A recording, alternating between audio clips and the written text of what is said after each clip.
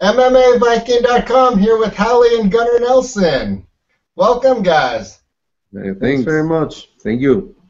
Yeah, I'm here in Stockholm in my little office here, where we've been doing plenty of interviews recently with so much going on, and wanted to have you guys on the show to talk about the latest happenings with our friends out in Iceland there. Yeah, we're pleased to be here. Pleased to join in. Yeah, who's the third there? Whose dog is that? Yeah, he just left. Yeah, it's our schnauzer. We got a miniature schnauzer at the home, so. Okay, looks like a real watchdog there. Yeah. Dangerous. So, poster in the back there. Yeah, which one do you like? Both of them, actually. I like this one. I wish this fight would have happened. Yeah. It will be. Hopefully one day. Yeah. So it sounds like you guys have had some downtime. I don't know if it's been relaxing from looking at the pictures, and looks like what Gunnar likes to do out in the wilderness. But what have you guys been doing? Looks like some family time.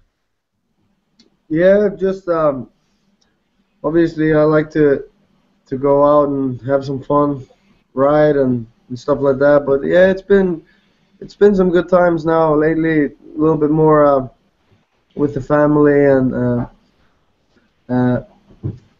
you know, you're always training, but it's good to settle down for a while and take a little break, and that's what's happening now. Really, it's been nice. And you got the fresh haircut. I remember talking to you before the Stockholm card. It was a hot topic. Is that your spring haircut now? Are you starting to see some flowers blooming? Is it time for change? Yeah, this happened during Easter. Now we went out to it's like a deserted fjord where we stayed, just 5 guys with our snowmobiles, and we stayed there for 5 nights, and everybody shaved their heads, and it just happened. I think you lost a bet.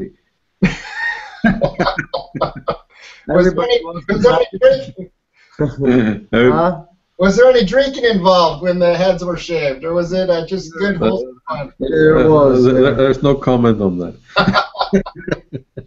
What about Halli? You always look like you're ready for a shave. Is that your look all year round, or the beard, the head? When do you clean up? Is it just for big events, or what's your strategy there? I should shave. I should shave in the summer, maybe. We'll see. I've been like this for a few years now, but I might shave in the summer. Okay. Yeah, exciting things happening in the summer, and want to get to that, the big July weekend. But the first thing I wanted to get some information on, and I've been trying my best to translate all the Icelandic sites. Visir.is and our friends at MMAViking.com have been putting up articles that it looks like the ball started rolling on getting MMA legalized in Iceland. Can you maybe just give a little bit of an update on that and your role specifically, Halli, in that? Yeah, we've been working on that at Mjolnir, at our club, and a few, some of us for a long time now, and maybe I've been kind of in the frontier there.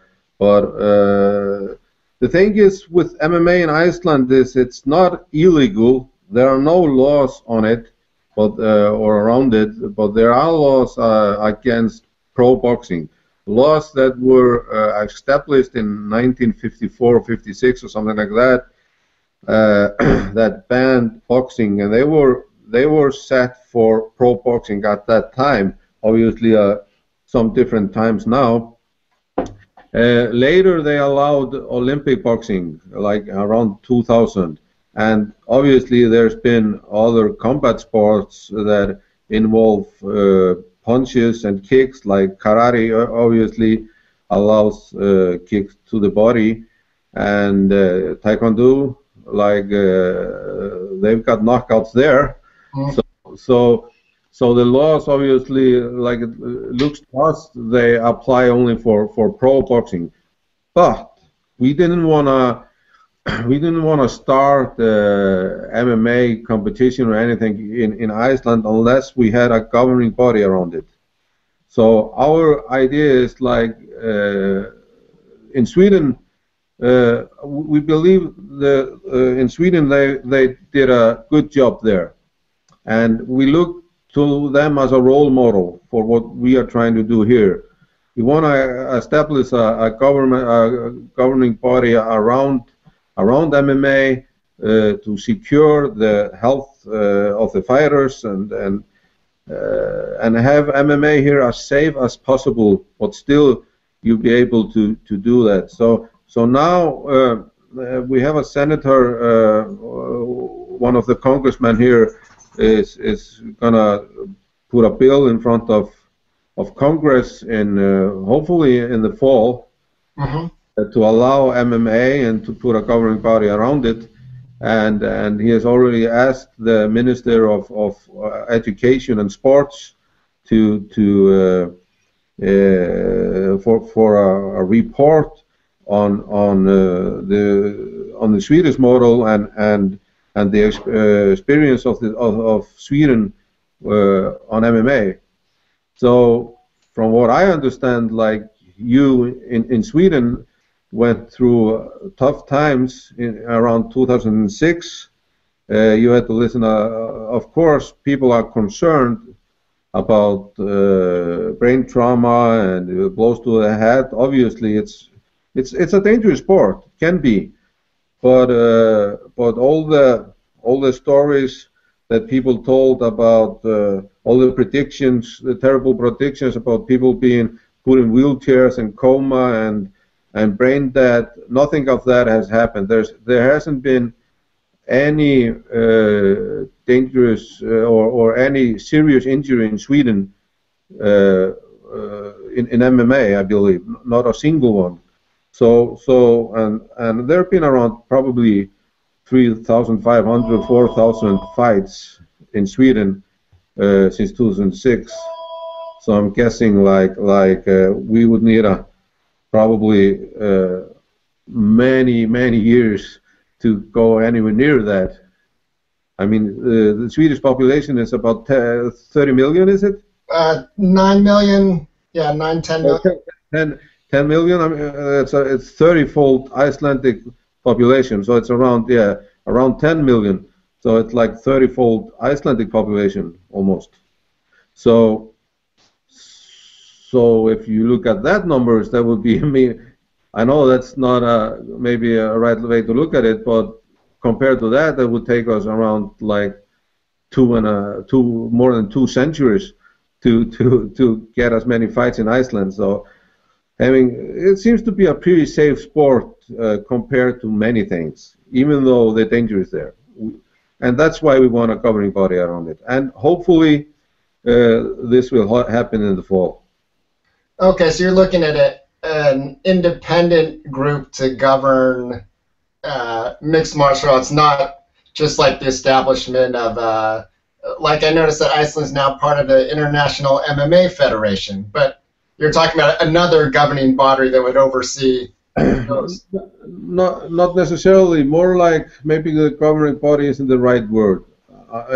More like a strict rule set, not only for the game itself, but for the surroundings of it, to make it safe, make like you do, where you have to have there's no mismatches. You have to go through a certain amount of training, and you're not going to put somebody who's just started in front of somebody who's a veteran who's been a long time in the sport. So it's more like securing those things around the sport with I don't know, maybe a governing body isn't a good word for it, but what I'm talking about is more like a rule set or laws around the sport. Yeah, and I think one of the times we talked about this before that came into play in Sweden when Gunnar was looking to fight maybe his first professional fight against Diego Gonzalez here in Sweden, and they didn't let that happen. Yeah, no, I had a few before that. I only had professional fights. There was no amateur fights. Well, maybe there was some, but it was different back then when I started. So it was maybe my fourth fight or fifth fight or something, and okay, wouldn't let it happen.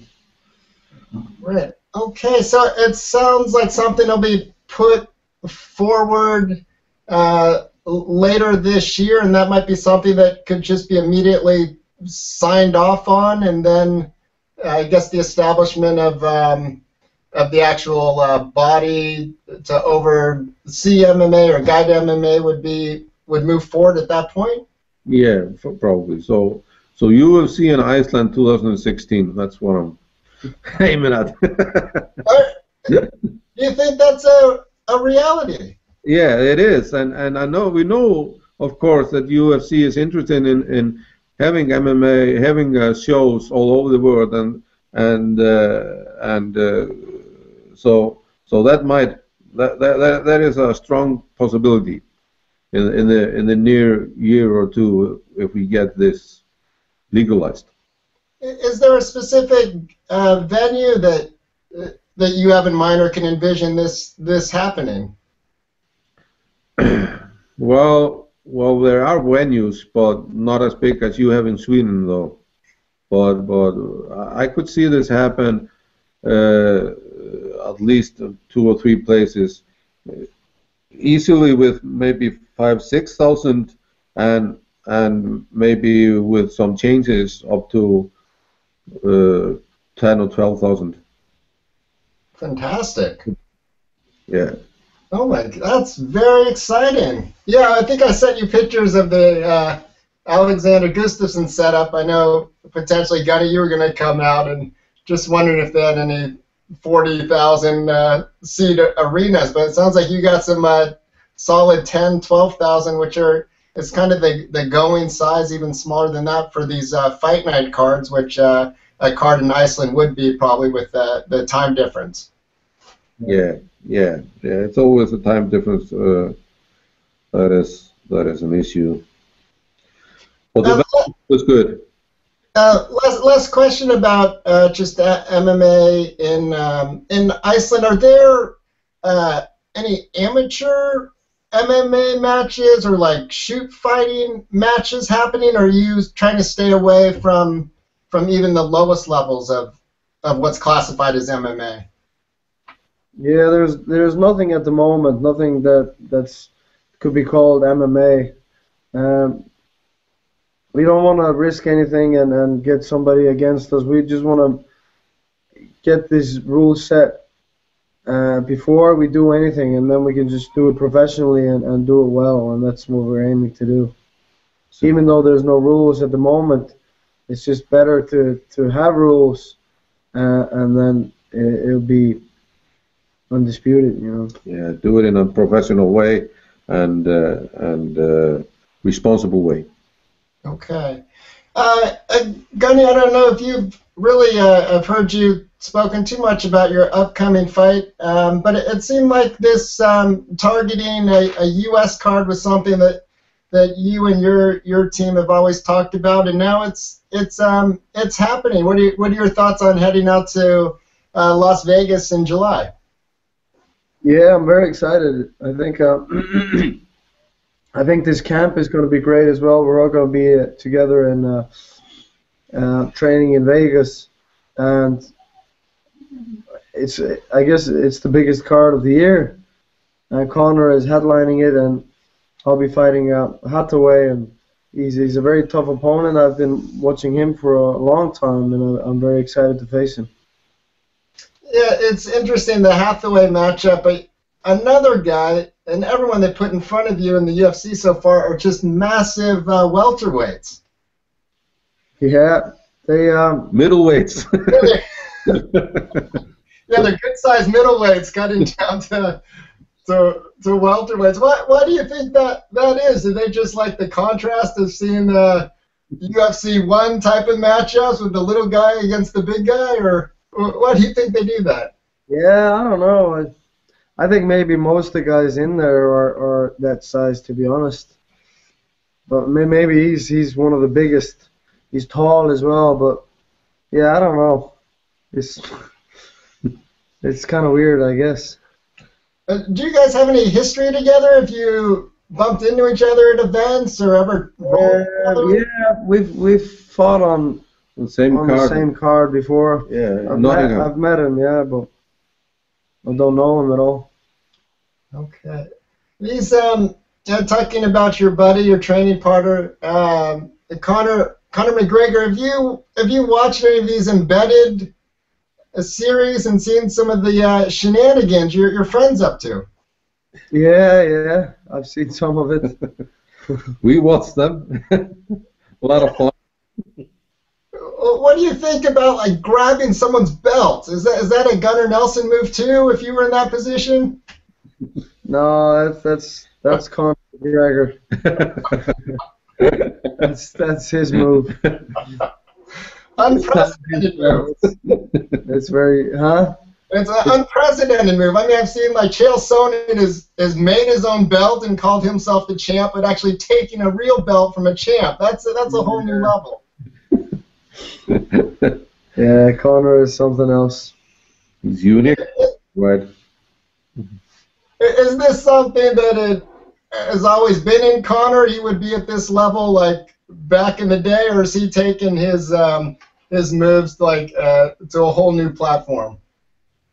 Yeah, I mean, I think he's just like this, you know. But everything that's going on and stuff definitely pushes him further and further. But you know, it's definitely not an act.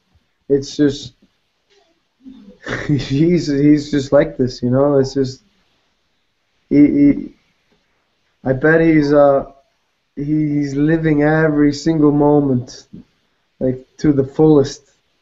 And something is just calling him to do all these things, you know. Yeah, I think It's not a script. I can tell you that much. Right. Even if you look at old footages of Conor before he was in the UFC, he would always be like pumped up in the weigh-ins and everywhere. He would be all into it. Like Gunnar says, it's just the way he is. It's just the way he works, you know. This is the way his body is and his mind is, and people are different, you know, and this is what makes him tick. Okay, so I guess just last question, and you've already addressed a little bit, but people have been asking about your training situation. When do you think then you'll be heading out to Las Vegas, and is there a specific gym you guys will be going to, or do you get the royal treatment and kind of train at the UFC gym or one of the personal gyms there? I think so. I think it's going to be some private gym or something like that. I'm not 100% sure, but I'll be heading over beginning of May, I believe. Okay. Oh, so you got a good stay there. Yeah. Okay. Do you bring out the whole family for that, or? No, just me. What? Make your dad shave and clean himself up before moment of peace. I'm gonna be calling him daily, 2 times a day. That's why I'm gonna leave my phone at home. All right. Well, I want to thank you, Halli, for the update on UFC in Iceland, and we'll pencil in Reykjavik for 2016 as legislation moves, and we look forward to seeing you out in Las Vegas in July, as we'll be covering you and your moves as you make your way back toward the top at welterweight. Thanks for your time, guys. Thanks very much. See you there, Ryan. Bye.